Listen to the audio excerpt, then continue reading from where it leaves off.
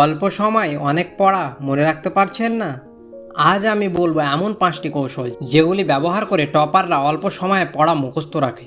এই ভিডিওটি দেখার পর মুখস্থ হবে অনেক সহজে। তো আজকের ভিডিওটি এখানেই স্টার্ট করছি। 1 নাম্বার পয়েন্ট, শুধু পড়া নয়, নিজেকে প্রশ্ন করুন। শুধু বারবার পড়লেই হবে না, চোখ বন্ধ করে নিজেকে প্রশ্ন করুন, এই অনুচ্ছেদে কী ছিল। এই পদ্ধতিটা মস্তিষ্কে সক্রিয় করে তোলে আর সহজে মুখস্থ হয়। মনে রাখার টাইমিং এবং কৌশল, একবার মুখস্থ করে বসে থাকলে ভুলে যাবেন।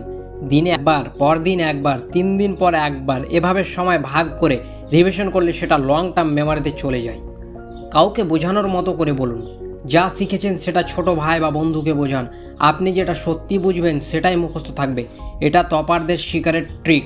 তথ্যগুলো চিত্র আকারে সাজান। পুরো চ্যাপ্টারকে ডায়াগ্রাম বা ম্যাপ আকারে লিখে ফেলুন।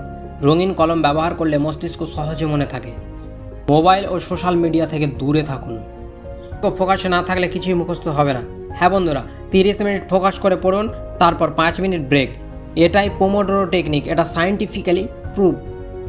বোনাস টিপ, রাতে ঘুমানোর আগে 10 মিনিট রিভিশন দিন। ঘুমের ঠিক আগে মুখস্থ করলে তা গভীরভাবে স্মৃতিতে থাকে। টপারদের এটা নিত্যদিনের অভ্যাস।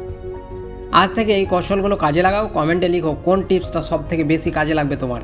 ভিডিও ভালো লাগলে লাইক, সাবস্ক্রাইব আর বন্ধুদের সঙ্গে শেয়ার করতে ভুলো না।